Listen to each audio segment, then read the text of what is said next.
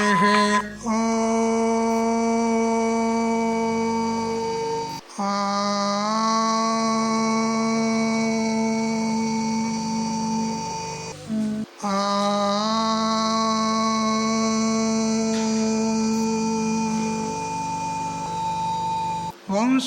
విభూషితకరాన్నవనీరదాభాత్ పీతాంబరాదరుణబింబఫలాధరోష్ఠాత్ పూర్ణేందుసుందరముఖాదరవిందనేత్రాత్ కృష్ణాత్ పరం కిమపి తత్వమహం న జానే.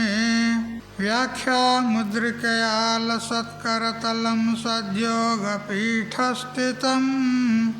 వామే జానుతలే దధానమపరం హస్తం సువిద్యానిధిం విప్రవ్రాతవృతం ప్రసన్నమనసం పాథోరుహంగద్యుతిం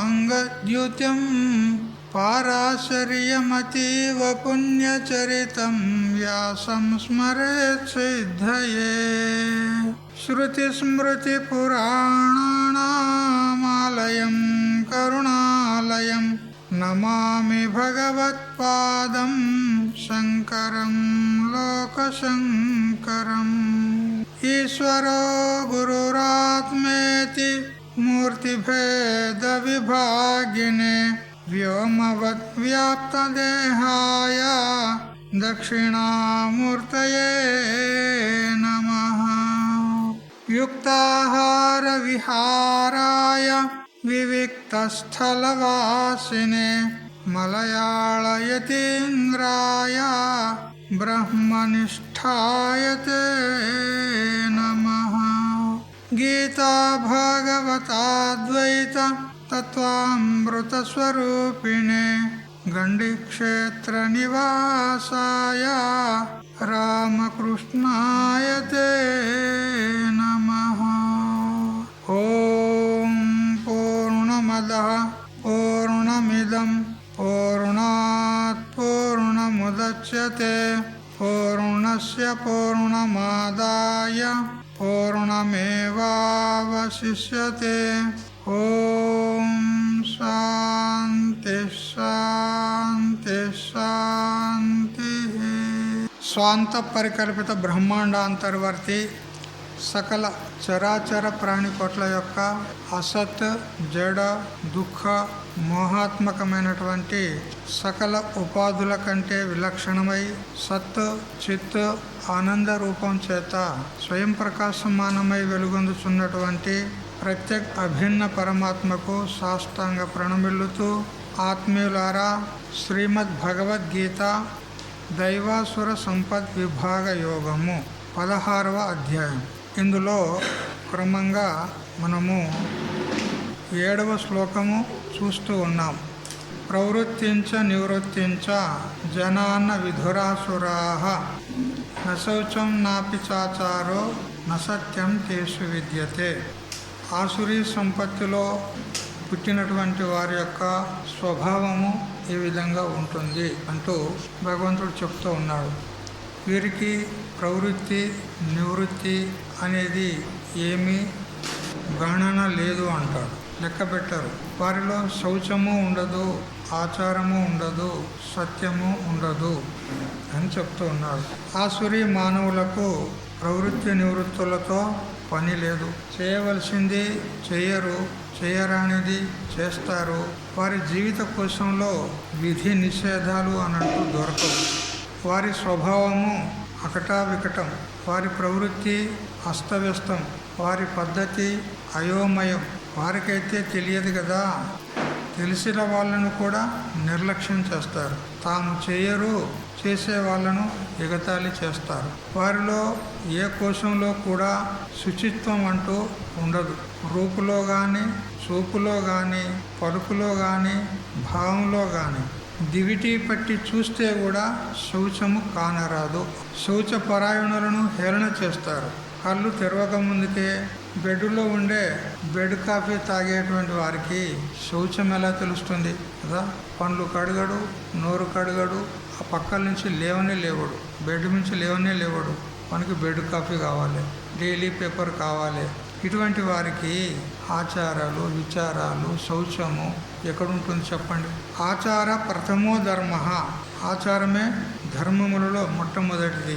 అటువంటి ఆచారమే వారిలో ఉండదు. శాస్త్రం కూడా చెప్తుంది, ఆచారహీనం న పునంతి వేదాహ.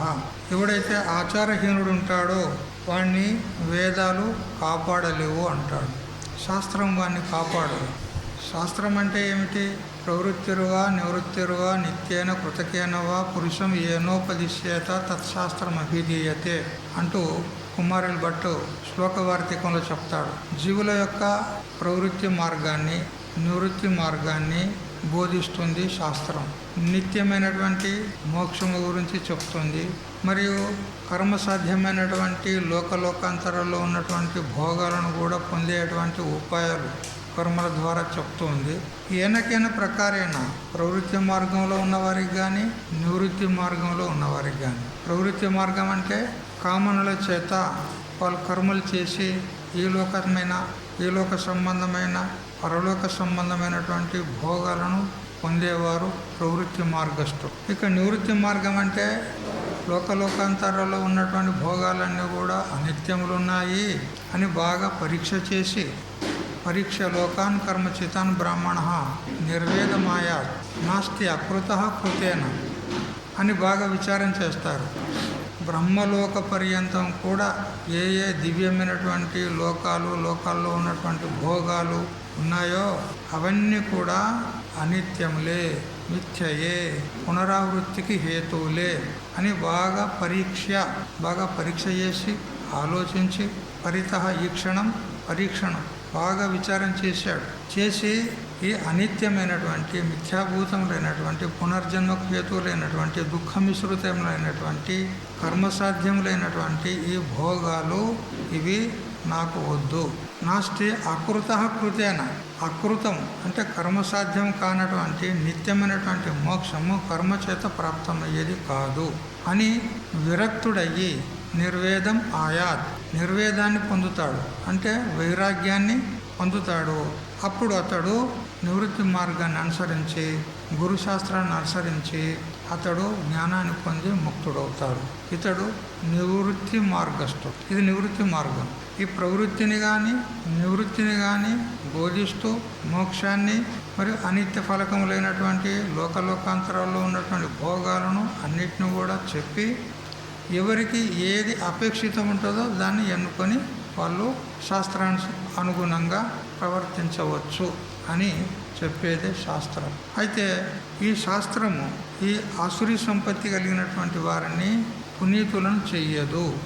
ఆచారహీనం న పునంతి వేదాహ, వేదములు శాస్త్రములు అతన్ని పునీతుణ్ణి చేయవు అంటే అతన్ని కృతకృత్యుణ్ణి చేయవు అంటాడు. అయితే ఆచారం అంటే ఏమిటి, అది ఎటువంటిది అనే విషయము చాలా విస్తారంగా ఉంటుంది.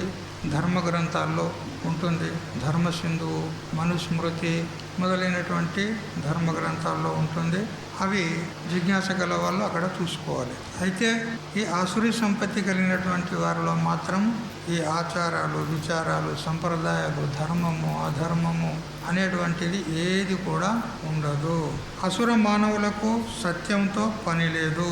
శౌచము, సత్యము ఈ రెంటికి వారు దూరులు. ఈ రెండింటికి వాళ్ళు చాలా దూరంగా ఉంటారు, సత్యానికి శౌచానికి. శ్లోకంలో చెప్పాడు కదా, ప్రవృత్తించ నివృత్తించ జనాన విదురాసురాహ నశౌచం నాపిచాచారో నసత్యం తేషు విద్య. శౌచానికి దూరంగా ఉంటారు, సత్యానికి దూరంగా ఉంటారు, ఆచారాలకు విచారాలకు వాళ్ళు వంచితులవుతారు.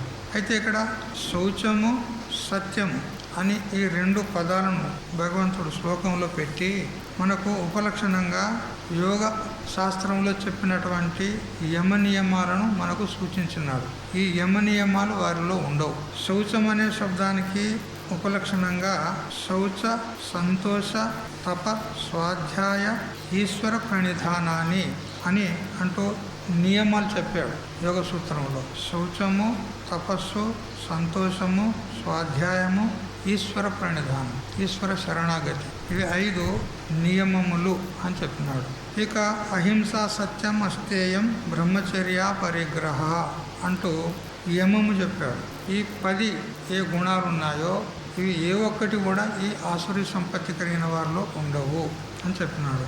అంటే వారిలో శౌచ సత్యములు లేవు అని చెప్పుటతో యమ నియమాలు వాళ్ళలో ఉండవు అని చెప్పినట్లయింది. ఎందుకంటే అసురులు కదా, వారిలో దయ, సత్యము, శౌచము అనేది ఉండదు అని అంటూ కూడా ఆంజనేయ స్వామి రామాయణంలో చెప్తాడు. దయా సత్యం చ శౌచంచ రాక్షసానం న విద్యతే.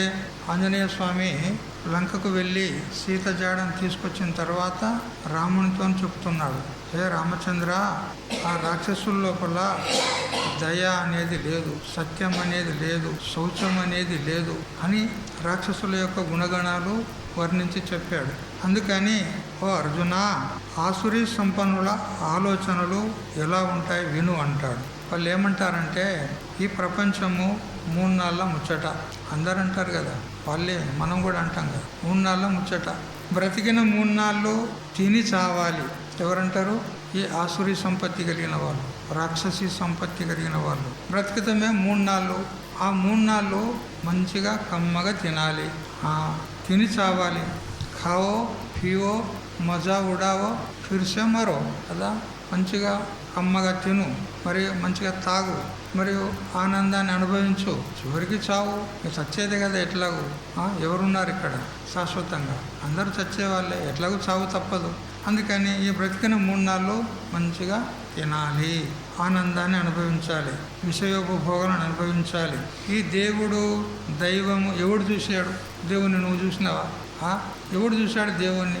దేవుడు గీవుడు ఎవడు లేడు. కర్మ లేదు, జన్మ లేదు, శాస్త్రం లేదు, గీస్త్రం లేదు, ఏది లేదు. కారణం లేదు, కార్యం లేదు, ధర్మం లేదు, అధర్మం లేదు, సత్యం లేదు, అసత్యం లేదు, ఏది లేదు. అప్పు చేసైనా అన్యాయం చేసైనా కానీ పప్పు కూడి తినాలి, కమ్మగా తినాలి. అరే కడుపుని ఎందుకు చంపుతావయ్యా? అదేం పాపం చేసింది? మంచిగా కమ్మగా తిను, కడుపుకు సుఖపడు. యావత్ జీవేత్ సుఖం జీవేత్. ఎంతవరకు జీవించి ఉంటామో అంతవరకు సుఖంగా జీవించాలి, సుఖంగా బ్రతకాలి. అయితే మరి సుఖంగా బ్రతకాలంటే దానికి ఖర్చు కూడా ఉంటుంది కదా స్వామీజీ. కమ్మకమ్మగా తినాలంటే, రుచికరమైనటువంటి భోజనం సేవించాలంటే, పంచభక్ష పరమాన్నం తినాలి అని అంటే మరి ఖర్చు ఎక్కువ అవుతుంది కదా. అరే ఖర్చుకి ఎందుకు భయపడతావు నువ్వు? రుణం కృత్వా ఘృతం పిబేత్. అప్పు చేసైనా కానీ మంచిగా మోచేతుల దగ్గర ఏది నెయ్యి కారేటట్టు మంచిగా తిను. భస్మీభూతస్య దేహస్య పునరాగమనం కుత. ఒక అప్పు చేసిన తర్వాత మరి అప్పు ఎవరు తెరపాలి అంటే, అరే ఎంత ఎడ్డోడవు నువ్వు. ఈ శరీరం భస్మీభూతం అయిన తర్వాత మళ్ళీ తిరిగి వస్తుంది ఏమి? అప్పు జరిపేందుకు. నేను అడిగేటోడే కూడా వస్తాను నీ దగ్గరికి. శరీరమే ఉండదు, ఆత్మ అయితే చచ్చిపోతుంది. ఇక నేను అడిగేటోడే కూడా ఉంటాడు. అందుకని ఎంత దొరికితే అంత, ఎక్కడ దొరికితే అక్కడ తీసుకురా అప్పు తీసుకొచ్చి మంచిగా తిను నాయన. ఎందుకు కడుపును కాలుస్తావు? అందుకని చాలా బాగా ఆనందపడాలి. 3 నాళ్ళ ముచ్చట ఉన్నది కాబట్టి చూడు, ఈ సుఖాలు ఏవైతే ఉన్నాయో లౌకికమైనటువంటి సుఖాలు, ఇవి చాలా ఎంత ఎక్కువ వీలైతే అంత ఎక్కువగా మనం అనుభవించాలి. ఎందుకు పుట్టినమే అనుభవించేందుకు, సుఖపడేందుకు పుట్టినమయ్యా, దుఃఖపడేందుకు కాదు. మంచిగా తిను అని ఈ విధంగా చారువాక సిద్ధాంతం. చారు అంటే మంచి, చారు అంటే పప్పుచారు కాదు. చారు అంటే మంచి అని అర్థం. వాక్ అంటే శబ్దం. చార్ వాక్ అంటే మంచిగా మాట్లాడతారన్నమాట వాళ్ళు. ఏం నాయన, శరీరం మాంసమయమే కదా, మాంసమైన శరీరానికి మాంసం పెడితే ఏం తప్పు ఉన్నది నాయన? మాంసమే శరీరం ఉన్నది, మాంసం పెడితే తప్పే ఉన్నది. ఇప్పుడు ఆ జంతువులు మాంసం తింటలేవా? ఆ సింహము, పులి, గద్దలు మాంసం తింటలేవా? మాంసమే శరీరమే కదా, మాంసాన్ని తింటున్నాయి. మనది కూడా మాంసమే శరీరమే, మాంసం తింటే తప్పే ఉన్నది. అందుకని మంచిగా తిను అంటారు. ఈ విధంగా చెప్పేసరికి అజ్ఞాన జీవులకు ఏమనిపిస్తుంది? ఓ బాగా చెప్తున్నాడు కదా, మంచిగా చెప్తున్నాడు కదా, సుఖపడమనే చెప్తున్నాడు కదా, అందరికీ సుఖమే కావాలి కదా, మరి అతడు సుఖపడమని చెప్తున్నాడు, మంచిగానే చెప్తున్నాడు కదా అనుకుంటారు. ఎందుకంటే చారు వాకులు వాళ్ళు దేవుణ్ణి, ధర్మాన్ని వదిలేస్తారు. ధర్మం లేదు, అధర్మం లేదు, దేవుడు, ఈశ్వరుడు ఎవడు లేడు. అంతే. ఈ విధి నిషేధాలు అనేటివి ఏమీ లేవు. వాటితో మనకు పని లేదు అని వాళ్ళు స్వేచ్ఛాచారాన్ని స్వీకరించి వాళ్ళు అడ్డు లేని ప్రవర్తన చేస్తూ ఉంటారు. ఇక రాజు లేడంటే ప్రజలు ఎలా ఉంటారు కదా, రాజు లేని రాజ్యం అంటారు కదా. అట్లా ఇక దేవుణ్ణే స్వీకరించకపోతే, ధర్మాన్ని స్వీకరించకపోతే ఇక రాజు లేని రాజ్యమే. ఇక వానికి అడ్డేవాడు. ధర్మము, పుణ్యము, పాపము, దేవుడు అనేది ఉంటే కొంచెం భయం ఉంటుంది. అరే నరకం అనేది ఒకటి ఉన్నది, పాపం అనేది ఒకటి ఉన్నది, ఈ పాపకర్మలు చేస్తే పాపం వస్తుంది, పాపం చేస్తే నరకానికి పోతాడు అనేటువంటిది భయం ఉంటే వాడు మంచి ఆచరణలో ఉంటాడు. ఇక వాడు పుణ్యము లేదు, పాపము లేదు, దేవుడు లేడని చెప్పిన తర్వాత ఇంకా వానికి అడ్డేమున్నది, వానికి భయమేమున్నది, ఏమైనా చేస్తాడు వాడు. అందుకే వాళ్ళు స్వేచ్ఛాచారులు అవుతారు, యథేష్టాచారులు అవుతారు.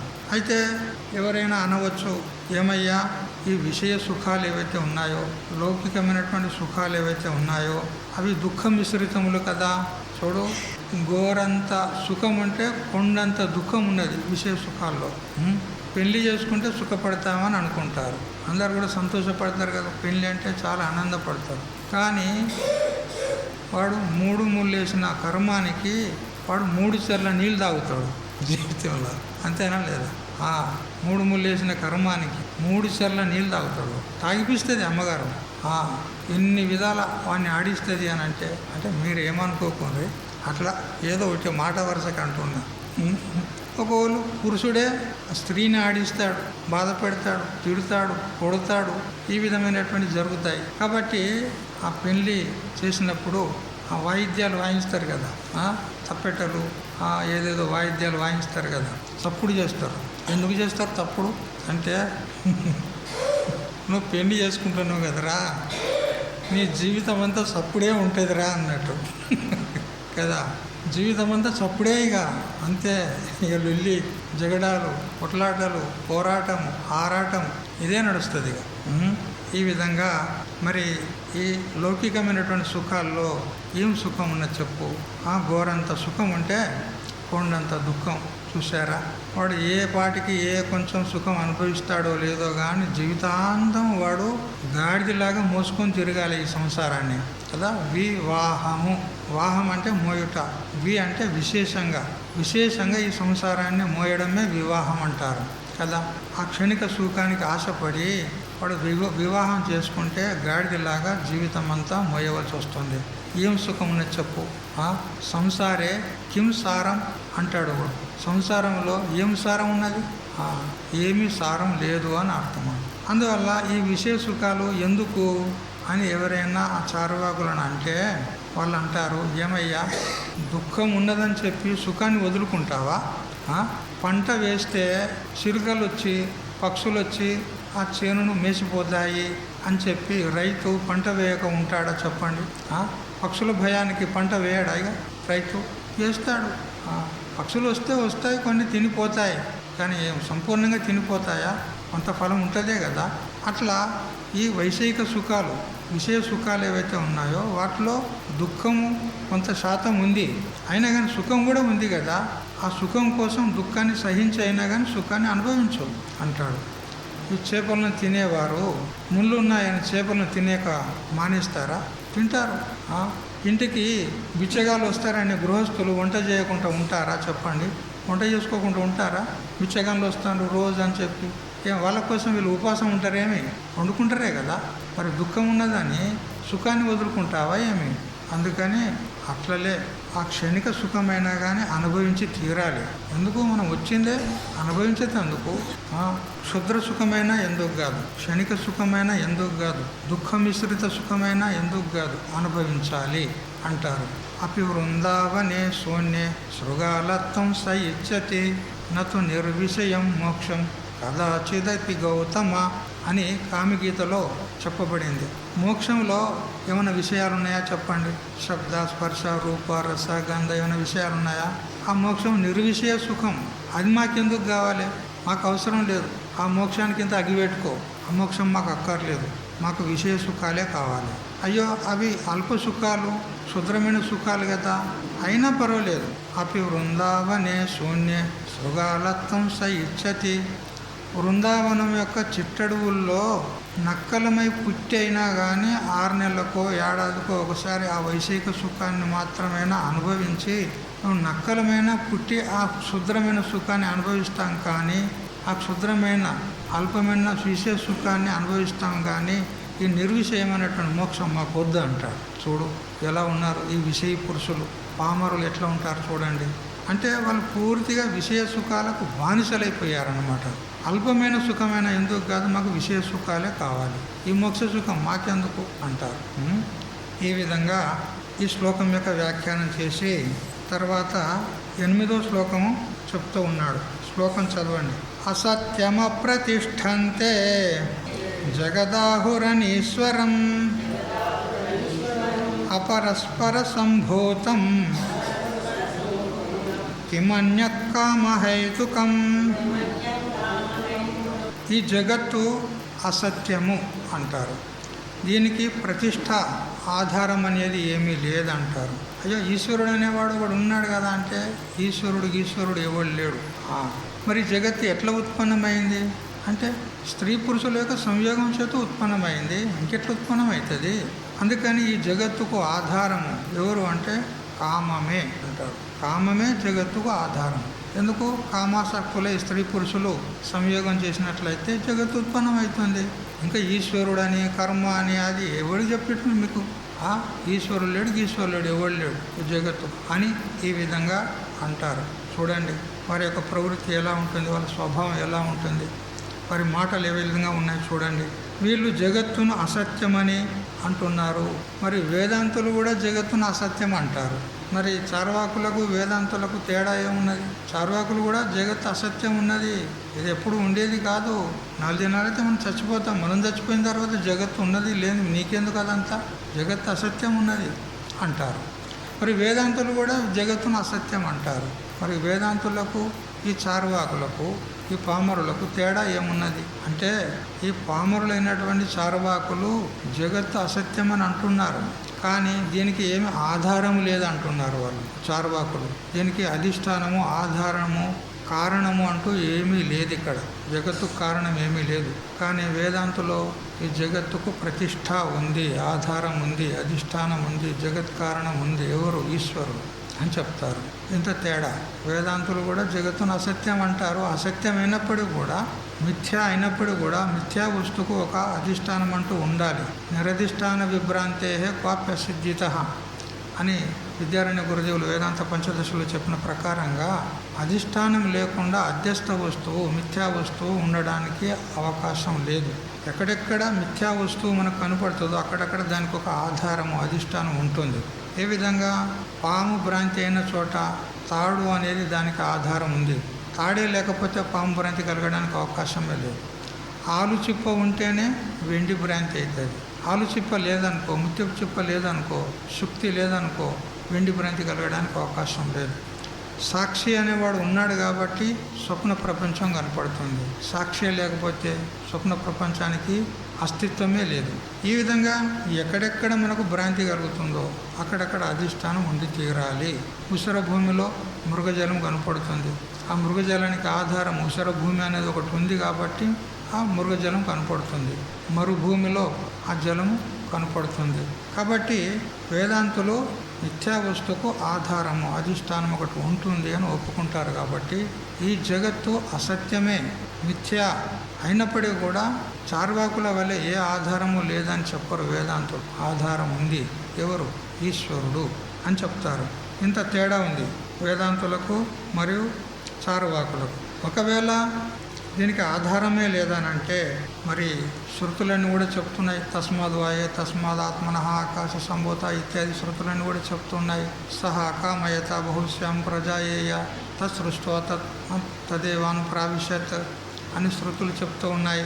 మరి ఇక్కడ కూడా 15వ అధ్యాయంలో మొట్టమొదటి చెప్పాడా లేదా భగవంతుడు? ఊర్ధ్వ మూల మదశాకామస్వత్వం ప్రాహురవ్యం అనంటూ దీనికి మూలము ఆధారము పైన ఉంది. ఎవరు? ఈశ్వరుడు పరమాత్మ అని చెప్పింది. అందువల్ల ఈ జగత్తుకు ఆధారము అధిష్టానము లేదని చారువాకులు అంటారు. కానీ వేదాంతులు ఆధారం ఉంది. పరమాత్మయే ఈ జగత్తంతటికి ఆధారం. అయితే చారువాకులు మరి దీనికి అధిష్టానము, ఆధారము, ప్రతిష్ట అనేది ఏది లేకపోతే ఈ జగత్తు ఎలా ఉత్పన్నమైంది అని ఒకవేళ వారిని అడిగితే అపరస్పర సంభూతం కిమన్యత్ కామహైతుకం అన్నారు. అపరస్పర, చూడు, అపరం అంటే పురుషుడు, పర అంటే స్త్రీ.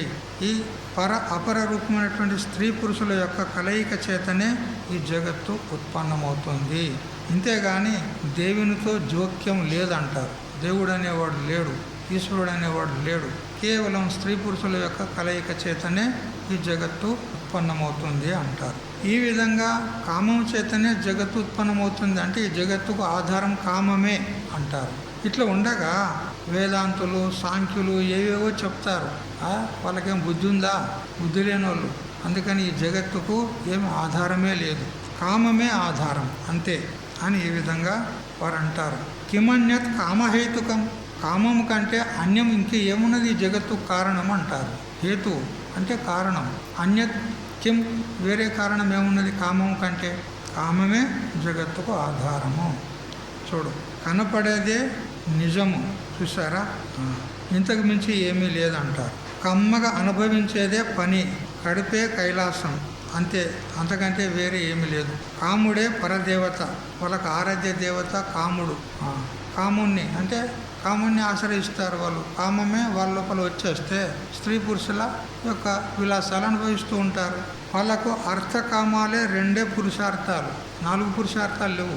వేదాంతం ఏం చెప్తుంది? 4 పురుషార్థాలు ఉన్నాయి: ధర్మము, అర్థము, కామము, మోక్షం. అయితే ఇందులో ధర్మము, మోక్షాన్ని వాళ్ళు ఒప్పుకోరు. అర్థము, కామం, ఇవి రెండే.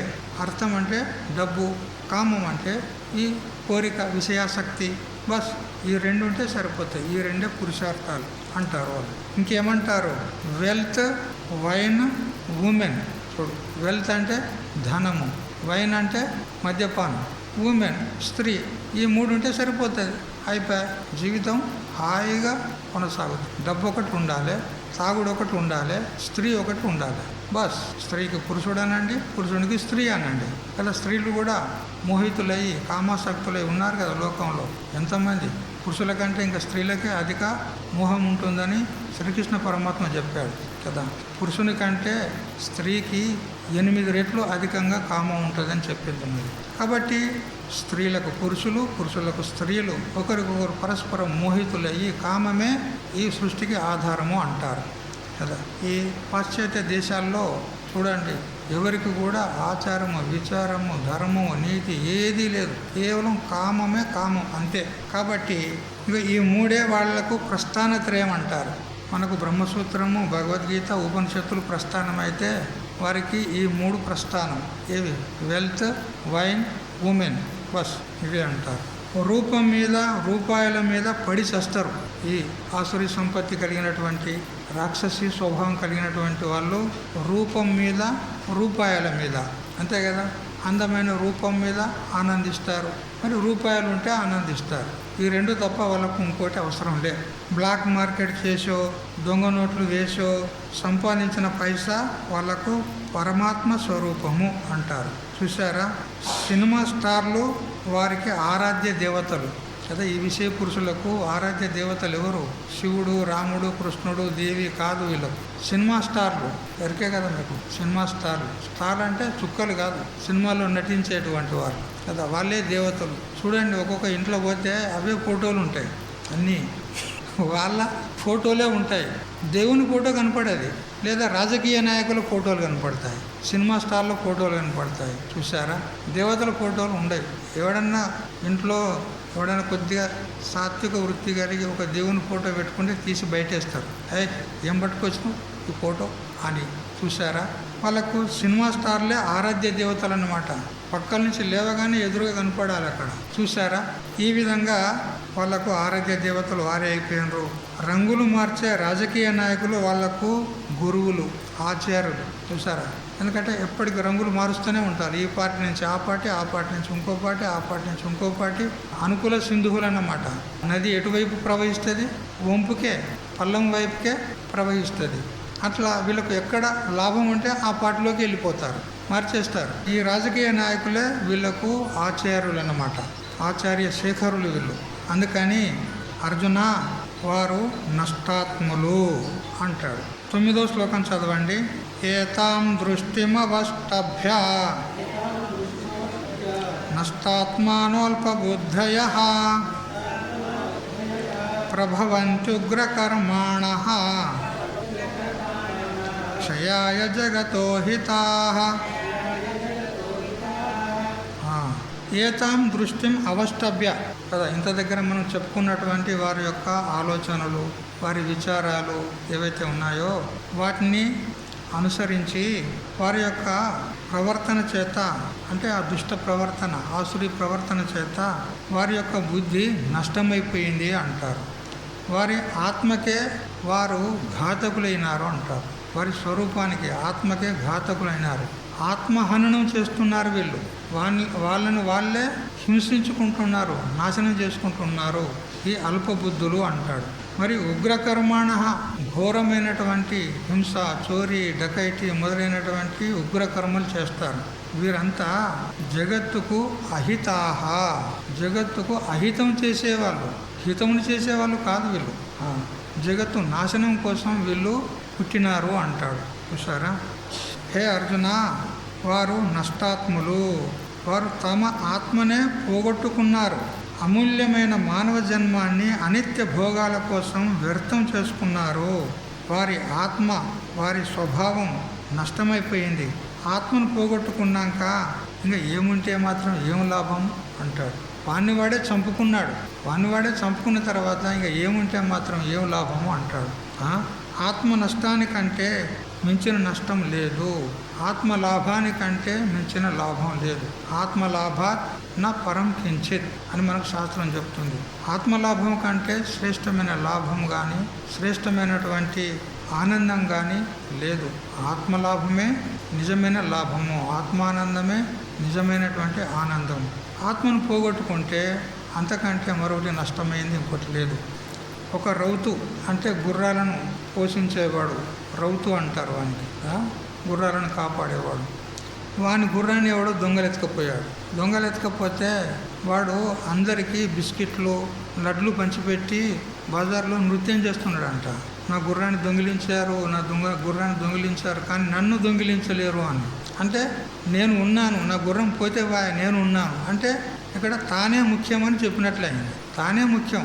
తనకంటే భిన్నమైనటువంటి వస్తువాహనాలు ఉండని కనుక ఏవైతే ఉంటాయో ధన కనుక వస్తువాహనాలు ఏవి ఉన్నా కానీ అవి పోతే పోని, తాను ఉంటే చాలు. ఎందుకు? తాను ముఖ్యం. అట్లా ఆత్మ కనుక నాశనం అయిపోతే సర్వం నాశనమైనట్టే, తాను ఉంటే సర్వం ఉన్నట్టే. అందువల్ల ఈ రాక్షసీ సంపత్తి, ఆసురీ సంపత్తి కలిగినటువంటి వారు తన ఆత్మనే నాశనం చేసుకుంటూ ఉన్నారు. ఈ అల్పబుద్ధులు అంటారు. హే సురరాజకుమారా అని అర్జునుని సంబోధిస్తున్నాడు ఇక్కడ. సురరాజకుమారుడు, సురులంటే దేవతలు, వాళ్ళకు రాజు ఎవరు? ఇంద్రుడు. ఇంద్రుని కుమారుడు ఎవరు? అర్జునుడు. అంతేనా లేదా? ఇంద్రుని యొక్క వరం చేతనే పుట్టాడు కదా కుంతీదేవికి. వాయుదేవుని యొక్క వరం చేత భీమసేనుడు, యమధర్మరాజు యొక్క వరం చేత ధర్మరాజు, మరి ఇంద్రుని యొక్క వరం చేత ఈ అర్జునుడు పుట్టాడు. చూసారా? అందుకే సురరాజకుమార అని సంబోధిస్తూ ఈ రాక్షసీ సంపత్తి కలిగినటువంటి, ఆసురీ సంపత్తి కలిగిన వారు మరి వారు అల్పబుద్ధులు. అంటే అల్పబుద్ధి అంటే బుద్ధిలో ఎక్కువ తక్కువ ఉంటుందేమి, మెదడు ఎక్కువ తక్కువ ఉంటుందేమి, అందరికీ ఎంత ఉండాలో అంతే ఉంటుంది. మరి అల్పబుద్ధి అంటే తాత్పర్యం ఏంది అంటే అల్ప వస్తువునందు ఆసక్తి కలిగినటువంటి బుద్ధి అల్పబుద్ధి అంటారు. క్షుద్రమైనటువంటి విషయాల యందు ఆసక్తి కలిగినటువంటి బుద్ధి గలవారు అల్పబుద్ధులు. వ్యాపకమైనటువంటి వస్తువే అదే పరమ గమ్యము, అదే మన యొక్క లక్ష్యము అని చెప్పి ఆ వస్తువును పొందగోరువాడు విశాల బుద్ధి, వ్యాపక బుద్ధి, వాడే మహాత్ముడు అంటాడు. మహాన్ ఆత్మ అంతఃకరణం యస్య సహ మహాత్మ, విశాలమైనటువంటి బుద్ధి ఎవరిదో వాడు మహాత్ముడు అనబడతాడు, అతడు మహాత్ముడు అనబడతాడు. కాబట్టి ఇక్కడ బుద్ధి ఎక్క తక్క అని కాదు, వారు అవలంబించినటువంటి మార్గము, వారు స్వీకరించేటువంటి విషయాన్ని బట్టి అల్పబుద్ధియా గొప్ప బుద్ధియా అనేది నిర్ణయం అవుతుంది. క్షుద్రమైనటువంటి విషయాలని యందు ఆసక్తి ఉంటే అల్పబుద్ధి గలవారు, ఆత్మయందే ఆసక్తి కలిగిన వాళ్ళు ఉంటే వాళ్ళు మహాబుద్ధి, మహాత్ములు అనబడతారు. ఇక్కడ రావణాసురునికి 10 తలకాయలు ఉన్నాయంటారు. రావణాసురునికి 10 తలకాయలు ఉంటాయి. బొమ్మల్లో చూస్తారా లేదా మీరు? బొమ్మలల్లా చూస్తారు. 10 తలకాయలు ఉంటాయి. ఒకడు అన్నాడు, ఇట్లే రావణాసురునికి 10 తలకాయలు ఉంటాయని ఒక గురువు శిష్యుని చెప్తుంటే ఆ శిష్యుడు అన్నాడు, స్వామి వాడు ఎప్పటికీ వెళ్ళకింతలనే పండుకుంటాడా? రావణాసురుడు ఎప్పటికీ వెళ్ళకింతలనే పండుకుంటాడా? వాడు ఆ పక్క ఈ పక్క పడుకుంటాడా లేదా? మనం పడుకుంటాం కదా, ఈ పక్క కొంచెంసేపు ఆ పక్క కొంచెంసేపు. వాడు వెళ్ళకింతలనే పడుకుంటాడు ఎప్పటికీ. అంటే వాడు కూడా పక్క మీద పడుకుంటాడు రా అన్నాడు. మరి ఎట్లా పడుకుంటాడు? తలకాయలు అడ్డం వస్తాయి కదా. వాడు ఈ పక్కకు 5 తలకాయలు, ఈ పక్కకు 4 తలకాయలు, నడుము ఒకటి. మరి ఇట్లా ఒలిగితే ఇటు 4 ఉంటాయి, ఇట్లా ఒలిగితే ఇటు 5 ఉంటాయి. అవి ఒకదాని మీద ఒకటి అయిపోతాయి కదా. ఎట్లా పడుకుంటాడు వాడంటే, వాడు ఒక గోతి కదా, వాడు ఒక గోతి తవ్వుకుంటాడు. ఆ గోతిలోకి ఈ తలకాయలు వదులుతాడు కదా. ఆ గోతి పైన ఒక దిండు పెట్టుకొని ఈ అసలు తలకాయ నడిమి తలకాయని పెడతాడు రా నాయన అన్నాడు. అట్లా కదా. ఈ 10 తలకాయలు ఇవ్వడానికి 10 తలకాయల బుద్ధి ఉంది అని చెప్పింది ఉన్నది అక్కడ కదా. 10 తలకాయల్లో ఎంత బుద్ధి ఉంటుందో అంత బుద్ధి వానిలో ఉంది. 10 తలకాయలు ఏం లేవు అని అట్లా ఏదో వర్ణన చేయబడింది అంతే కదా. అయితే 10 తలకాయల బుద్ధి గలవాడు అంటే వాడు సామాన్యుడా చెప్పండి? రావణ బ్రహ్మ ఉన్నాడు, 4 వేదాలకు భాష్యం రాశాడు. ఇప్పుడు రావణ బ్రహ్మ రాసినటువంటి భాష్యం కూడా దొరుకుతుంది. రావణ భాష్యం 4 వేదాల మీద భాష్యం రాశాడు. మరి వేదాలకే భాష్యం రాసిన వాడు సామాన్యుడా చెప్పండి? అష్ట దిక్పాలకులను వాడు కాళ్ళ కిందేసుకొని మెట్లుగా చేసుకున్నటువంటి వాడు, దేవతలను గడగడలాంచినటువంటి వాడు, అటువంటి వాడు సామాన్యుడా? అయినా కానీ వానికి 10 తలకాయల బుద్ధి ఉంటే కూడా వాడు అల్పబుద్ధి గలవాడే అయిపోయాడు. ఎందుకు చెప్పండి? ఒక్క రూప విషయానికి లోబడి, క్షుద్రమైన విషయానికి లోబడి వాడు అల్పబుద్ధి గలవాడే అయిపోయాడు. చూసారా? అల్ప విషయ వ్యసనంతో వాడు హతమైపోయాడు అంటాడు. మరి ఉగ్రకర్ములు అయ్యారయ్యా వీళ్ళు. కృష్ణుడు చెప్తున్నాడు అర్జునునికి, అయ్యా వీళ్ళు ఉగ్రకర్ములు అంటే చేయరాని పనులు చేస్తారు. ఏ విధంగా? వీళ్ళు ఈ సమాజానికే చీడ పురుగులు అంటారు. ఏ విధంగా? చీడ పురుగు చేరి చెట్టు చెరుసు అంటారు కదా. చీడ పురుగు చేరిస్తే ఆ చీడ పురుగు కనుక చెట్టుకు తగిలితే ఆ చెట్టు నాశనం అయిపోతుంది. అట్లా సమాజానికే వీళ్ళు నాశకులయ్యా, ఉగ్రకర్ములు అంటాడు. ఏ విధంగా? శరీరంలో క్యాన్సర్ క్రిమిలాగా సమాజానికి అనిష్టకారకులు.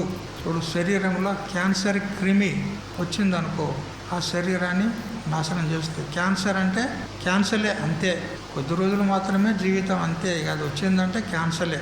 చూసారా? అయితే అటువంటి క్యాన్సర్ వ్యాధికి కూడా ఆయుర్వేదంలో ఔషధాలు ఉన్నాయి, అలోపతిలో లేవు.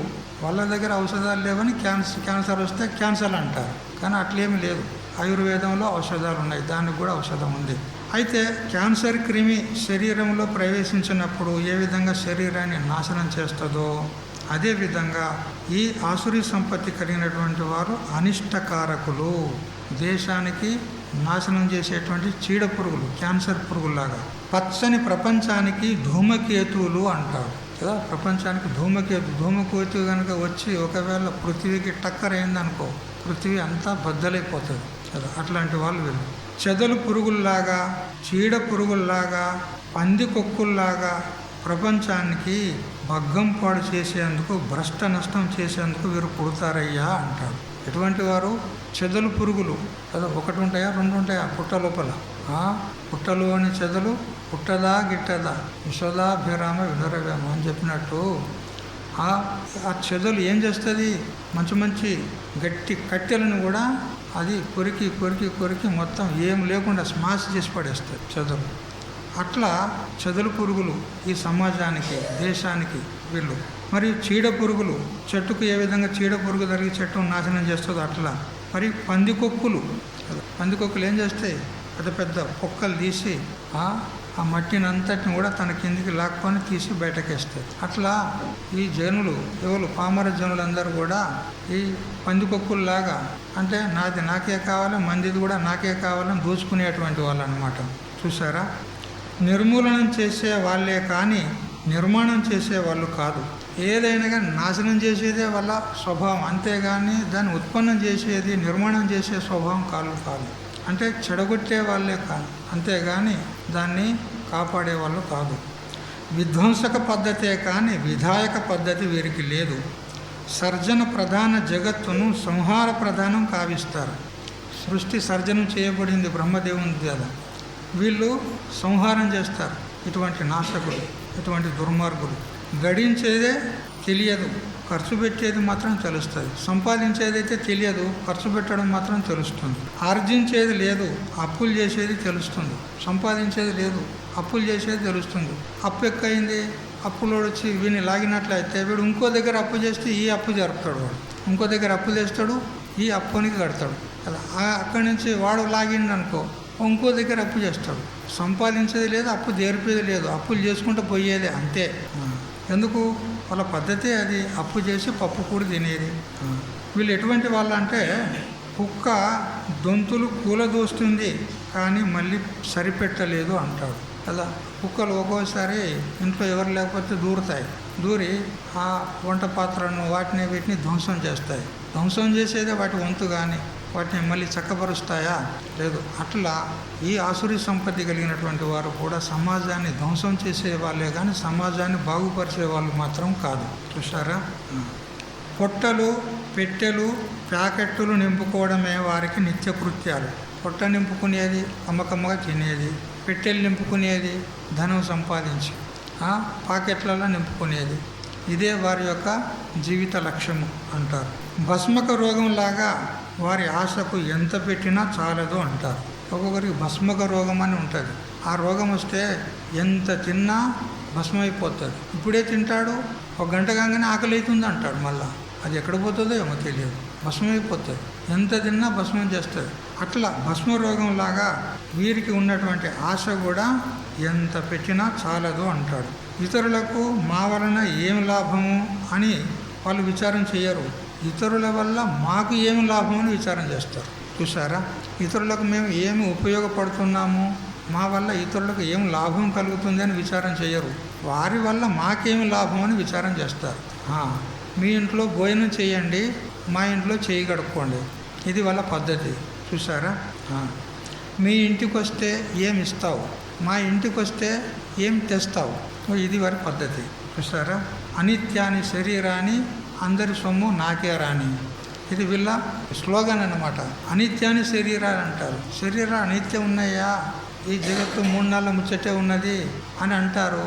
అందరి సొమ్ము నాకే రాని అంటాడు. ఇది వీళ్ళ యొక్క స్లోగన్ అన్నమాట. ఇది వాని ఆత్మకథకు హెడ్డింగ్ అన్నమాట. వాడు చేసే లోకసేవ, దేశసేవ, ప్రజాసేవ ఎటువంటిది అని అంటే, కసాయి వాడు గొర్రెకు చేసే సేవ అంటాడు.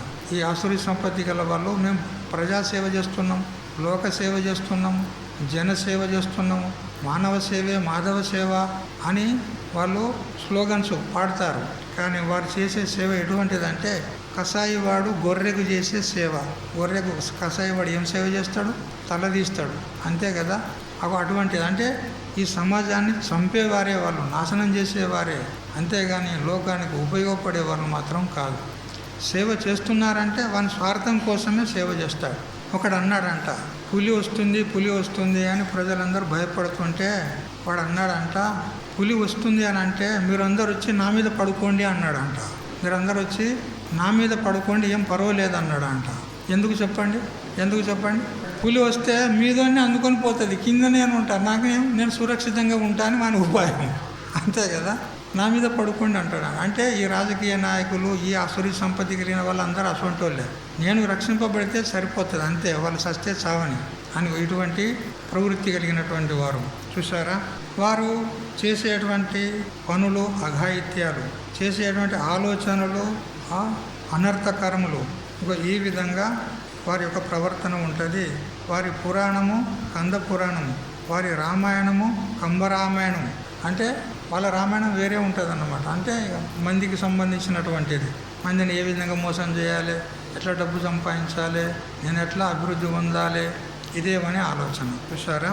స్త్రీ మోహనము, సమ్మోహనము, సర్వమోహనము, జనమోహనము మొదలైనటువంటి ఇంద్రజాల, మహేంద్రజాల, స్తంభన, మారణ, ఉచ్చాటనాది విద్యలకు వాళ్ళు పాల్పడతారు అంటారు కదా. స్తంభనము, ఉచ్చాటనము, మారణము మొదలైనటువంటి ఇవి అష్టవిధ కర్మలు ఉంటాయి. ఆ క్షుద్రమైనటువంటి విద్యలను నేర్చుకోవడానికి వాళ్ళు ప్రవృత్తులు అవుతారు. చూసారా? రహస్య విద్యలంటే పడి చస్తారు. క్షుద్ర ఉపాసనలు అంటే వాళ్ళు ఎటువంటి ఉపాసనలు ఉంటాయంటే క్షుద్ర ఉపాసనలు మలమును నోట్లో పెట్టుకొని మంత్రజపం చేసేటువంటి ఉపాసనలు ఉంటాయి. మలమును నోట్లో పెట్టుకొని ఉపాసన చేస్తారు, మంత్రజపం చేస్తారు. అంటే తొందరగా సిద్ధి అవుతుందంట వాళ్ళకు. దాంతో సిద్ధి అయితే వాళ్ళకు క్షుద్ర విద్యలు కదా, తొందరగా సిద్ధి అవుతాయి. దాంతో జనానికి నష్టమే చేస్తారు. అంతే. క్షుద్ర విద్యలు నేర్చుకొని కదా, మొదలైనటువంటి విద్యలు నేర్చుకొని జనానికి నష్టపెడుతూ ఉంటారు, కష్టపెడుతూ ఉంటారు. ఇది వారి స్వభావం. ఎందుకు? ఆసురీ సంపత్తి గలవారు కదా. ఇట్లా ఇంకా విచార సాగరంలోనైతే మరీ ఘోరంగా చెప్పినాడు.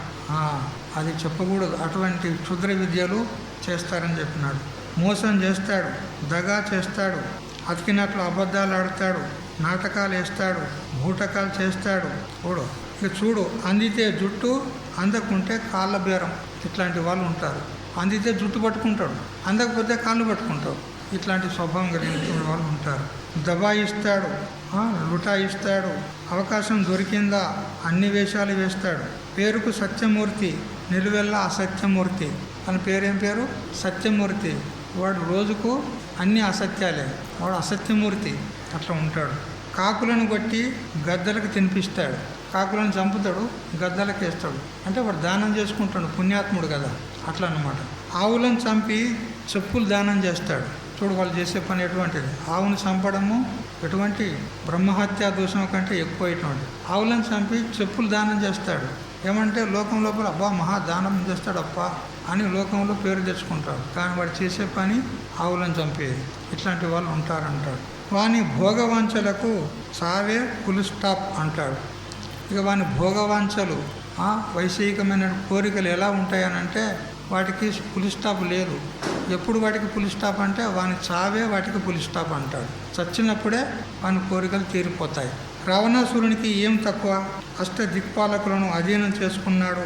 పుష్పక విమానాన్ని స్వాధీనం చేసుకున్నాడు. ఎంతోమంది భార్యలు ఉన్నారు, ఎంతోమంది బిడ్డలు ఉన్నారు. అయినా కానీ వానికి కామవాంఛ తీరిందా అంటాడు. చూసారా?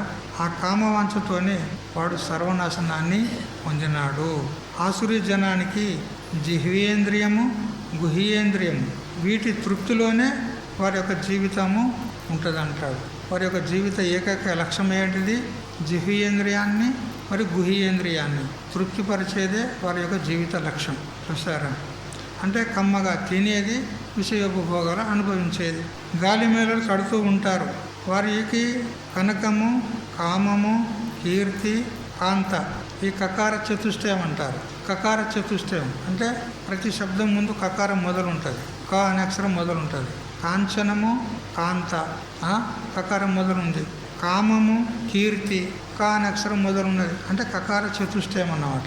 ఇక ఇది వారి యొక్క ముఖ్య ఉద్దేశం. దీనిలోనే వాళ్ళు మునిగి తేలుతూ ఉంటారు అని చెప్తున్నాడు. ఇంత దగ్గర వారి యొక్క స్వభావాలు, వారి యొక్క ప్రవర్తన గురించి చెప్పి ఇప్పుడు వారి యొక్క విచారాలను గురించి చెప్తూ ఉన్నాడు. ఇప్పుడు చెప్పుకున్నటువంటి విషయంలోనే 10వ శ్లోకం వచ్చేసింది. ఇప్పుడు 11వ శ్లోకం చూడండి. చింతామపరిమేయాంచ ప్రళయాంతముపాశ్రితాః కామోపభోగపరమాః ఏతావదితి నిశ్చితాః. చూడు, చింతాం అపరిమేయం, పరిమితం లేనటువంటి చింతనలు, ఆలోచనలు ఉంటాయి వీరి లోపల, విచారాలు ఉంటాయి. ముందు చెప్తాడు, ఇదం మధ్య మయా లబ్ధం ఇదం ప్రాప్సే పునర్ధనం అని చెప్తాడు కదా. అంటే ఇప్పటికీ ఇంత మట్టుకు బ్యాంకులో జమ అయింది, ఇంకా దీనికి ఒక 2 సంవత్సరాలు అయితే మళ్ళీ రెట్టింపు అవుతుంది అని ఆలోచన చేస్తూ ఉంటారు. చూస్తారా? ఇద మధ్య లబ్ధం, ఇప్పుడు ఇంతవరకు లాభమైంది, లభించింది, ఇంకా ముందు నేను ఇంత పొందుతాను అని వాళ్ళు పగటి కలలు అంటూ ఉంటారు. ఇంత మట్టుకు ఇప్పటికీ బ్యాంకులో ఇంత జమ చేశాను, ఇక 2 ఏళ్లకు ఆ వెలితికి భర్తీ అవుతుంది అంటాడు. అంటే ఇంకా వానికి ఎప్పుడు వెళితే ఉంటుంది కదా, ఎప్పుడు నిండి ఉంటుంది, వెళితే ఉంటుంది. 10 లక్షలు వస్తే 20 లక్షలకు వెళితే ఉంటుంది కదా. ఆ 10 లక్షలు మళ్ళీ 2 ఏళ్ళ లోపల జమ చేస్తారు. ఇంకా ఈ విధంగా వాళ్ళ ఆలోచనలు ఉంటాయి. తర్వాత కాలు మీద కాలు వేసుకొని తింటే జరగదిగా 2 ఏళ్ళ తర్వాత ఈ వెలితి పూర్తి చేస్తాను, అప్పుడు ఇక నా కాలు మీద కాలు వేసుకొని కూర్చొని తింటే కూడా నా మునిమనులు తింటే కూడా తరగదు అని అభిప్రాయపడుతూ ఉంటారు. నీవెవరని పలకరించే మునగాడు ఉండడు. వాడు అనుకుంటాడు ఇట్లా, నీవెవరు అని పలకరించే మునగాడు ఉండడు నాకు. నన్ను ఎవరు పలకరించేవారు ఉంటారు? నేనే పెద్ద ధనాఢ్యుని అయిపోతాను అంటాడు. నేనంటే నేనే, నాకెవడు దీటు. ఫలానా పగవాన్ని కుటమార్చాను, ఈ ప్రక్కవాన్ని పని కూడా పట్టేస్తాను. శని పడితే 7 ఏళ్ళు, నేను పడితే 14 ఏళ్ళు అంటాడు వాడు. శని పడితే 7 ఏళ్ళు, నేను పడితే 14 ఏళ్ళు. 14 ఏళ్ళ కనుక వాడు కోలుకోడు. అట్లా చేస్తావని పని పడతా అంటాడు. అంతు చూడందే వదులుతానా వాణ్ణి అంటాడు. జగన్నాథుడా, నాకంటే ఈ భూతశ్రేణికి రాజు ఒకడు లేడు. ఈ భూతశ్రేణికి అంటే ఈ రాజ్యానికి నాకంటే గొప్ప రాజు లేడు అంటాడు. సంపూర్ణ ప్రభావం ఉండను, అన్నిట్లో ఫస్ట్ నంబర్ నాదే. నా కత్తికి ఎదురు లేదు, నా మాటకు తిరుగులేదు. నాది సిద్ధహస్తం, అనాది నుండి అస్సలు శ్రోత్రియ కుటుంబం మాది. దేంట్లో కానీ నన్ను చెప్పి వేరే వాడిని చెప్పే వీల్లేదు. ఏ రంగంలో కూడా నా పేరు చెప్పిన తర్వాత రెండో వాని పేరు చెప్పేది లేదుగా, నేనే ఫస్ట్ నంబర్ అంతే. యజ్ఞాలు, యాగాలు, సప్తాహాలు, సమారాధనలు నాకు ఒక లెక్కేమిటి? అబ్బో ఎన్నో చేసిన అంటాడు. 1 సంవత్సరం వడ్డీ పారేస్తే చాలు, కొండ మీద కోతి రమ్మంటే వస్తుంది అంటాడు. వీళ్ళ మాటలు ఇట్లా ఉంటాయి. ఆ విధంగా మనం మాట్లాడొద్దు అని మనకు సావధానం చేస్తున్నాడు. సరే, శ్రీశైలంలో అహోబిలంలో జరిగే అన్న సత్రాలకు మనదే ఆధ్వర్యం. మెతుకులు చలితే చాలు, కాకులకు కొరత ఏమిటి అంటాడు. అటువంటి అన్నదానం చేసేవాడిని నేను అంటాడు. ఈ విధంగా చెప్తూ, హే అర్జున, వారి లీలా విలాసాలు ఎంతని వర్ణింతును, ఏమని వర్ణింతును? వారివి వంగే మెడలు కావు, దిగే చూపులు కావు. జరిగితే వానిది హిట్లర్ బరాటి హిరణ్యకశిపుని దర్బార్ అంటారు. తల వంచే వాళ్ళు కాదు, వాళ్ళు చూపులు దిగవు. వాళ్ళు అజమేసి చేస్తే హిట్లర్ లాగా చేస్తారు, హిరణ్యకశిపునిలాగా చేస్తారు. వీరన్నమాట. ఈ రాక్షసులు అంటే ఎక్కడో లేరు, మనుషుల్లోనే ఉన్నారు ఇటువంటి రాక్షసులు. ఎందుకంటే శాస్త్రం మనుషులకే చెప్పింది ఉన్నది. ఆ రాక్షసులు, ఆ దేవతలు ఎక్కడ ఉన్నారో మనకు అక్కర్లేదు, అది పురాణాల్లో ఉంటే ఉండని. కానీ అసలైనటువంటి రాక్షసులు ఇక్కడే ఉన్నారంటాడు. అవివేకము, అధికారము, ధనము, దర్పము ఒక్కొక్కటి ఉంటే చాలు, పుట్టి ముంచేస్తాయి. ఇక అన్నీ కలిస్తే చెప్పాలా? హే అర్జున, ఇక చెప్పేది ఏమిటి? అసలే కోతి, దానికి కళ్ళు దాపారంట, తేలు కుత్తిందంట, దయ్యం పట్టిందంట, ఇంకేం చెప్తావు అంటాడు. నిన్న చెప్పుకున్నాం కదా. అట్లా ఈ విధంగా ఆసురీ సంపత్తి కలిగినటువంటి వారి ప్రవృత్తి, ఆలోచనలు ఉంటాయి అంటాడు. ఇవన్నీ చెప్తూ రామకృష్ణానంద స్వాముల వారు 15 శ్లోకాలు దాటేశాడు సంక్షేపం లోపల. 16వ శ్లోకం చెప్తూ ఉన్నాడు. అనేక చిత్త విభ్రాంతాః మోహజాల సమావృతాః ప్రసక్తాః కామభోగేషు పతంతి నరకేషు చౌ. అనేక చిత్త విభ్రాంతాః. ఇప్పుడు ఆసురీ సంపన్నులు అనేక చిత్త విభ్రాంతులు అంటే చిత్తంలో అనేకమైనటువంటి ఆలోచనలు చేస్తూ ఉంటారు. ఏం ఆలోచనలు? స్వార్థపూరితమైనటువంటి ఆలోచనలు. మందిని మోసం చేసేది, దగా చేసేది, నష్టం చేసేది, కష్టపెట్టేది, ఇవే ఆలోచనలు. అంతేకాదు మోహజాల సమావృతులు అంటాడు. సుడిగుండంలో పడిన పురుగు తప్పుకునే వీల్లేక మునుగుతూ తేలుతూ చచ్చున్నట్లు వీరి జీవితము మోహజాలంపై పాలయ్యి ఆత్మనాశనానికి హేతులయ్యి కామభోగాల్లో అంటుకుపోయి హతమైపోతారు అంటారు. సరే, సుడిగుండంలో తగులుకున్నటువంటి పురుగు ఏ విధంగా తిరిగి అందులోనే ఏ విధంగా చస్తుందో అట్లా ఈ మోహం అనేటువంటి జాలంలో చిక్కుకున్నటువంటి ఆసురీ సంపత్తి కలిగినటువంటి వారు భోగాలకు అంటుకొని ఆ సుడిగుండంలోనే చచ్చిపోతారు, విషయపు భోగాల్లోనే చస్తారు. ఈ విషయంలో ఒక దృష్టాంతం ఉంది అంటాడు. రామకృష్ణానంద స్వాముల వారు ఒక దృష్టాంతం చెప్తాడు. ఏది అని అంటే భ్రమరం యొక్క దృష్టాంతం. వాళ్ళు ఏ విధంగా మోహజాలంలో చిక్కుకొని చస్తారు అనే దానికి భ్రమర దృష్టాంతం ఇచ్చినాడు. ఇదివరకు ఎన్నోసార్లు చెప్పాను నేను కదా. భ్రమరం అంటే తుమ్మెద ఆ తామరం పువ్వుపై వాలి అందులో ఉన్నటువంటి మకరందాన్ని ఆస్వాదించి కైపెక్కి సాయంత్రం దగ్గర ఆ మకరందాన్ని ఆస్వాదిస్తూ ఆస్వాదిస్తూ ఆస్వాదిస్తూ అది అనుకుంటుందంట, ఈ రాత్రికి ఇంటికి వెళ్ళకుండా, నా గూటికి వెళ్ళకుండా ఈ రాత్రికి ఈ పువ్వులోనే నేను ఉంటాను. ఈ పువ్వే నాకు సురక్షిత స్థానం. ఎందుకు? చీకటి పడిందంటే పువ్వు ముకులించుకుంటుంది, అందువల్ల నేను ఇందులో సురక్షితంగా ఉంటాను. మళ్ళీ ఉదయం అయిందంటే పువ్వు వికసిస్తుంది, అప్పుడు నేను మళ్ళీ సాయంత్రం దగ్గర మళ్ళీ కడుపారా ఈ మకరందాన్ని సేవించిన తర్వాత రేపు పోతే నా గూటికి అని అనుకుంటుందంట. రాత్రిర్గమిష్యతి భవిష్యతి సుప్రభాతం భాస్వానుదేతి హసిష్యతి పంకజశ్రీ ఇత్తం విచింతయతి కోశగతే ద్విరేహో హా హంత హంత నలిలిం గజబుజ్జహార. చూడు, రాత్రిర్గమిష్యతి, ఈ రాత్రి వెళ్ళిపోతుంది. మరి భాస్వాన్ ఉదేతి, సూర్యుడు మళ్ళీ ఉదయిస్తాడు.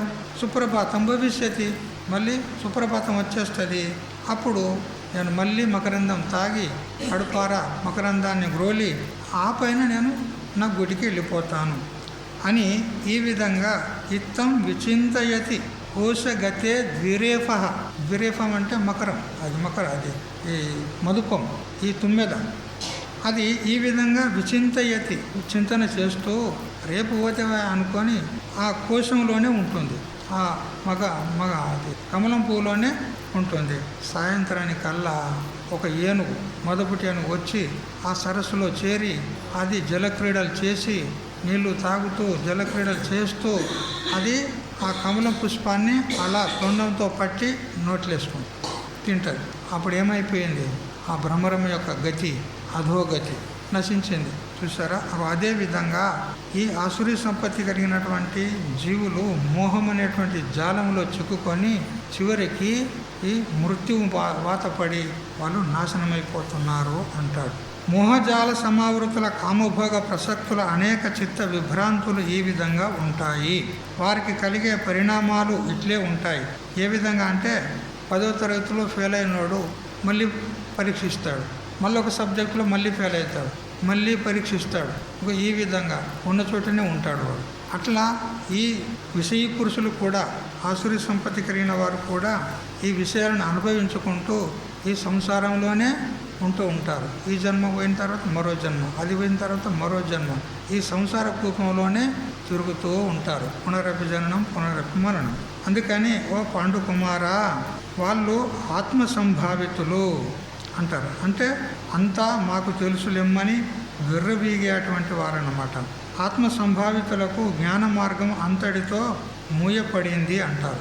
ఎవరికైతే నేను గొప్పవాణ్ణి, నేను గౌరవనీయుణ్ణి, పూజనీయుణ్ణి అనేటువంటి ఆత్మ సంభావన, ఆత్మ గౌరవము, అభిమానం ఎవరికైతే ఉంటుందో వారు జ్ఞాన మార్గాన్ని మూసేసుకున్నారు అంటారు. వారికి జ్ఞానం ఎక్కడ చెప్పండి? ఎప్పుడైతే అభిమానం ఉంటుందో, అభిమానం ఉన్న చోట జ్ఞానం ఉండదు. అందువల్ల ఆత్మజ్ఞాన మార్గము మూయబడింది అంటారు. అంతా నాకు తెలుసు అనుకున్న వాని తెలివి అంతటితో ఆగిపోదు. వాళ్ళు స్తబ్దులు, శిష్టాచారహీనులు, ఇతరులు చెప్తే వినరు, తమకు తెలియదు. చూసారా? వారికి తెలియదు, ఇతరులు చెప్తే వినరు. మిథ్యాచారులు, మిథ్యాభిమానులు, లోన లొటారం పైన పటారం, మేడి పండు చూల మేడిమై ఉండును, పొట్ట విప్పి చూడ పురుగులుండు. అవి అట్లా వీళ్ళ స్వభావాలు. పైకి చూస్తే మంచి ఎడ్యుకేటెడ్ లాగా, సంస్కరింపబడినటువంటి ఎంతో సంస్కారవంతుల్లాగా సౌమ్యంగా మాట్లాడతారు. ఏమండి అలా ఇలా అని తీయగా మాట్లాడతారు. కానీ లోపల అన్నీ కపటమైనటువంటి బుద్ధులే. పైకి చూడడానికి మాత్రం మంచి శుభ్రంగా వస్త్రాలు వేసుకుంటారు, మంచిగా సెంట్లు పౌడర్లు వేసుకొని మంచిగా సుందరంగా ఉంటారు.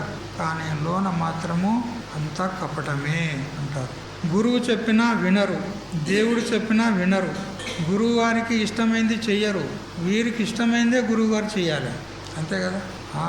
దేవుడు చెప్పిన మార్గంలో నడవరు, వీరు చెప్పినట్టే దేవుడు వినాలి. ఇది వీళ్ళ పద్ధతి. చూసారా? సమయానికి ఒక కథ గుర్తుకొచ్చింది అంటున్నాడు ఇక్కడ రామకృష్ణానంద స్వాముల వారు. ఏమిటి అని అంటే, ఒక గురువు బండిలో ప్రయాణం చేస్తున్నాడు. తన శిష్యులందరూ బండి చుట్టూ నడుస్తూ ఉన్నారు. కొందరు వెనక, కొందరు ముందు, కొందరు ఈ పక్క, కొందరు ఈ పక్క. శిష్యులందరూ బండి వెంబడి నడుస్తూ ఉన్నారు. అయితే ఆ జీవుని స్వభావం ఏమో, ప్రయాణం చేస్తున్నప్పుడు తప్పకుండా నిద్ర వస్తుంది. వస్తుందా లేదా? ట్రైన్లో పోయినప్పుడు కానీ లేదా బండిలో పోయినప్పుడు కానీ నిద్ర వస్తుంది. ఎందుకంటే ఆ బండి మంచిగా జోల కొట్టినట్టు చేస్తుంది కదా, కిందికి మీదికి బండి ఎత్తు పల్లాలు వస్తూ ఉంటాయి. ఆ కిందికి మీదికి అంటూ ఉంటే మనకి మంచిగా హాయిగా నిద్ర వస్తుంది. అట్లా గురువు గారికి నిద్ర వచ్చింది. నిద్ర వచ్చి ఆయన భుజం మీద ఉన్నటువంటి ఈ పంచ అది కింద పడింది. కింద పడితే శిష్యులందరూ చూశారు. గురువు ఏమో నిద్రపోయాడు. అయితే వీళ్ళు ఏమంటారంటే గురువు గారు ఆజ్ఞ ఇయ్యందే మనం తీయొద్దు, గురువుగారు ఆజ్ఞ చేతనే మనం ఏ పని అయినా చేయాలి, ఆయన ఆజ్ఞ లేకుండా ఏ పని చేయొద్దు, అందుకని ఈ పంచ తీయొద్దు అని అది అక్కడనే పోయింది. పంచ అటే పోయింది కదా. కాసేపటికి మేలుకొచ్చింది గురువు గారికి. ఏమిరా నా పంచ కింద పడింది తీయొద్దారా అంటే, మీ ఆజ్ఞ లేదు కదా స్వామీజీ, మీ ఆజ్ఞ ఉంటే తీస్తుంటాను. మరి ఏది తీయాలో ఏది తీయకూడదో మీరు ఆజ్ఞ ఇస్తే, ఆ లిస్ట్ ఏదో ఇస్తే మేము దాని అనుసారంగా వ్యవహరిస్తాము అని శిష్యులు అంటారనమాట కదా. అప్పుడు గురువు గారు ఏమిచ్చిండో ఏమో తెలియదు కానీ అప్పుడు నదిని దాటవలసి వచ్చింది. నదిని దాటవలసి వచ్చినప్పుడు గురువు గారు ఆ బండి నడుస్తూ ఉన్నది, నదిలో పడ్డాడు. నదిలో పడితే అప్పుడు గురువు జారిపడ్డాడు. నన్ను ఎత్తండి ఎత్తండి అని గురువు మొత్తుకుంటున్నాడు. ఈ శిష్యోత్తములు లిస్టు చూస్తున్నారంట. ఆ గురువు గారు ఇచ్చినటువంటి లిస్టు ఏది ఎత్తాలే ఏది ఎత్తకూడదు లిస్ట్ ఇచ్చాడు గురుదేవుడు. స్వయంగా గురుదేవుడే జారిపడ్డాడు. ఇప్పుడు అరే నన్ను లేవట్టండి రా అంటే, స్వామీజీ ఆగు, మీరు లిస్టులో రాసినరా లేదా మిమ్మల్ని లేవట్టాలని అని లిస్టు చూస్తున్నారంట. ఇంత లోపల గురువు గారు గంగార్పణ అయిపోయాడు. చూసారా, ఇటువంటి గురువులు అన్నమాట, ఇటువంటి శిష్యులు. అంటే ఈ ఆసురి సంపత్తి కలిగినటువంటి వాళ్ళు ఇలాంటి వారు అని చెప్తూ ఉన్నాడు. వీళ్ళు అనుకుంటారు మేము చతుర్ముఖ బొమ్మలము, ఆ పాలలోచనుడైనటువంటి శివుడు అని వాళ్ళకు వాళ్ళే అనుకుంటారంట. ఇట్లా ఎందుకంటే శ్లోకం ఉన్నది కదా, ఆఢ్యోపి జనవానస్మి కోన్యోస్తి సద్రు సోమయ అని శ్లోకం ఉంది కదా ఇక్కడే. ఈశ్వరోహమహం భోగి సిద్ధోహం బలవాన్ సుఖి, ఈ శ్లోకాలన్నీ కట్టేస్తున్నాడు ఒకటేసారి. సరే, వైభవ మదము, విద్యా మదము, మరి ధన మదము, రూప మదము, మరి జన మదము, అనేకమైనటువంటి మదాల చేత వారు కన్ను మిన్ను ఎరగక వ్యవహరిస్తూ ఉంటారు. చూడు, కాలపురుషుని దెబ్బతో తప్ప వీరి కైపుకు దిగే అవకాశమే లేదంటారు కదా. కాలుడు వచ్చి వీరిని చంపితేనే కానీ వీళ్ళ యొక్క కైపు దిగుతుంది అంటాడు. కళ్ళు దాగిన కైపుకు హద్దు ఉంది, మదోన్మత్తుడైనటువంటి వాని కైపుకు హద్దు లేదు అంటాడు. ఈ ఆసురి చక్రవ్యూహంలో తగులుకొని పోయారు. ఎవరేమి చేస్తారు, ఎప్పుడు ఏమి చేస్తారు, ఎవరికి అపకారం చేస్తారు అనేది మనం ఊహించలేము అంటాం. ఈ దుర్మార్గులు ఎప్పుడు ఏం చేస్తారో, ఎవరికి అపకారం చేస్తారో అది ఎవరు ఊహించలేరు అంటారు. ఇటువంటి దుర్మార్గులు ఉంటారు. చూసారా, ఒకసారి పార్వతీ పరమేశ్వరులు అలా ఆకాశ మార్గం గుండా పోతున్నారంట. పోతూ ఒక దృశ్యాన్ని చూశారు. భూమి మీద ఒకడు ప్రబుద్ధుడు ఏం చేశాడంటే, ఒక చెట్టు ఎక్కి ఆ చెట్టు కొమ్మ మీద కూర్చొని వాడు ఏ కొమ్మ మీద కూర్చున్నాడో ఆ కొమ్మని నరుకుతుండంట వాడు. అప్పుడు ఆ పార్వతీదేవి, అయ్యో ఏమండి వాడు పడిపోతాడండి అని అంటే, ఇగో పార్వతీదేవి, వాడు పడిపోయేటప్పుడు అమ్మా అనంటే నువ్వు రక్షించు, ఏమి అయ్యా అంటే నేను రక్షిస్తా. కానీ చూద్దాం ఇప్పుడు ఏమైతే చూద్దాం. వాళ్ళు చూస్తూ ఉండగా వాడు ఆ కొమ్మని నరుకుతూ ఆ కొమ్మ వాడు కూర్చున్న కొమ్మనే అది ఉంటుందా వజనుకు బరువుకు నరికేసరికి వాడు కింద పడ్డాడు. కింద పడేసరికి అబ్బో అని పడ్డాడంట వాడు అమ్మ అనలే అయ్యా అనలే, వాడు అబ్బో అని ఎవడు రక్షించాలి అవన్నీ? వాళ్ళు అనుకున్నారు, నిర్ణయం చేసుకున్నారు, అమ్మ అంటే నువ్వు రక్షించు, అయ్యా అంటే నేను రక్షిస్తా అనుకో. వాడు అయ్యా అనలే అమ్మ అనలే, మరి ఎవరు రక్షించాలి అవన్నీ? అట్లా ఈ దుర్మార్గులను కూడా ఎవడు రక్షిస్తాడు అంటాడు. ఆ దేవుడు కూడా వీళ్ళను కాపాడలేడు, ఇటువంటి దుర్మార్గులు అని చెప్తూ ఉన్నాడు. సరే, ఇంకా ఒడవది వీళ్ళ కథ, అధ్యాయ సమాప్తి పర్యంతం ఉంది కదా. సరే, మిగతా విషయాన్ని సాయంత్రం నుంచి తెలుసుకుందాం. హరి ఓం తత్సత్. ఓం సహనావతు సహనౌ భునక్తు సహ వీర్యం కరవావహై తేజస్వినావధీతమస్తు మా విద్విషావహై. ఓం శాంతి శాంతి శాంతి.